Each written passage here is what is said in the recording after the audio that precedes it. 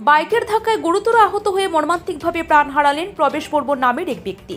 ঘটনাটি ঘটেছে মঙ্গলবার দুপুর 2টায় আমরাঘাট বাজার সংলগ্ন হাজিক ইয়ারাই ক্লাবের সামনের আমরাঘাট মতিনগর পূর্ত সড়কের উপর।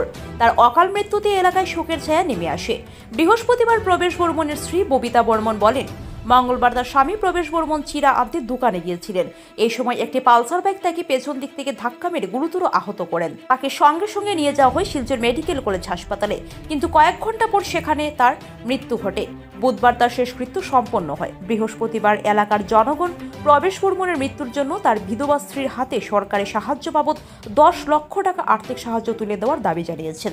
আপনার ঘটনাটি ঘটেছে 26 তারিখ, ধরুন অনুমানিক 3:30 এইভাবেই হবে, 3:30 4টা এই ধরনের হবে। ওই সময় উনি অ্যাকচুয়ালি কি হয়েছে, এখান থেকে প্রথম গিয়েছিলেন ওইখানে দোকান থেকে কিছু জিনিস আনার জন্য, গ্রোসারি। তারপর আবার এসে আবার কি জিনিস ভুলে গিয়েছিলেন। আবার পুনরায় উনি গিয়ে যখন ফেরার পথে ওই একটা এই আমরাঘাট দিক থেকে একটা বাইক, নাম্বারটা আমি ভুলে গিয়েছি, নাম্বার কত,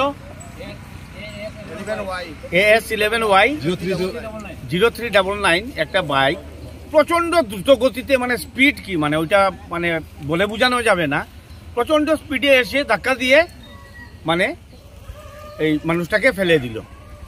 তারপর তো এখানে সবাই দৌড়ঝাঁপ করে গিয়ে 108কে কল করা হলো। তারপরে 108 এসে তারপরে শিলচর মেডিকেল কলেজে ওনাকে নিয়ে যায়। তো ওনার অবস্থা ভীষণ গুরুতর দেখে কর্মরত ডক্টর যিনি ছিলেন উনি ওনাকে আইসিইউতে করেন, কিন্তু আপনার দুর্ভাগ্যবশত অনুমানিক 6:55 রাত্রি ওই দিনই 26 তারিখে উনি মানে পরলোক গমন করেন। তারপর তো সবাই মিলে গিয়ে পরের দিন পোস্টমর্টম করা হয় ফরেন্সিক ডিপার্টমেন্টে। তারপর তো বাড়িতে এনে সৎকার্য করা হয়। আর উনি হচ্ছেন যে আমাদের দাদা মারা গিয়েছেন, ওনার স্ত্রী। তো ওনার ডিমান্ড তো উনি আর কি করবেন, স্বামী হারিয়ে গেছে, স্বামী বিয়োগ থেকে তো টাকাটা বড় না। তাই যদি কোনো আইনের যদি কোনো ধরনের থেকে আইন যা করবে ওইটাই, তার টাকা পয়সা বা এইগুলার উপরে কোনো মানে লোভ মোহ নেই। যদি আইন যদি কোনো সরকারিভাবে যদি কোনো কিছু থাকে তাহলে ওইটাতে যে টাকাই হোক উনি তাতে সন্তুষ্ট, ঠিক না?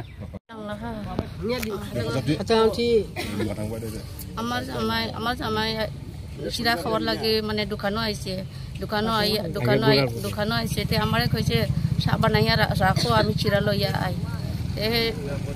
আমি বার চাইছি, বিজান বার চাইলাম বাসাত, তাই হে আইসে না গেছে না। তারপরে শুনলাম দুইজন ছেলে আমাদের গিয়া কইছে খাকি প্রবেশ কাকু পড়িয়া রয়েছে রাস্তা।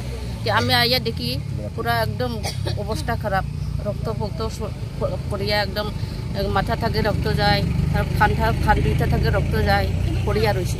পরে আমি উঠাইয়া রাখিয়া তারপরে অ্যাম্বুলেন্স ডাকছে। অ্যাম্বুলেন্স ডাকবার সময় 8 ঘন্টা লাগছে।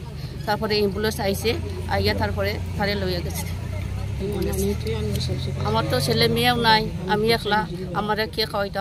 আমার জামাই আমার স্বামী আমারে রোজগার করিয়া খাওয়াই। আমার ব্যবস্থা কিটা কথাই আপনারা করো।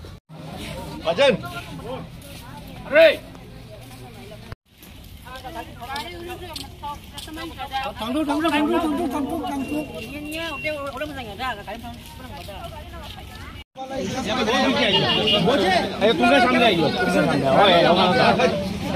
ওই যে তুমি এদিকে আই যাও, ওই যে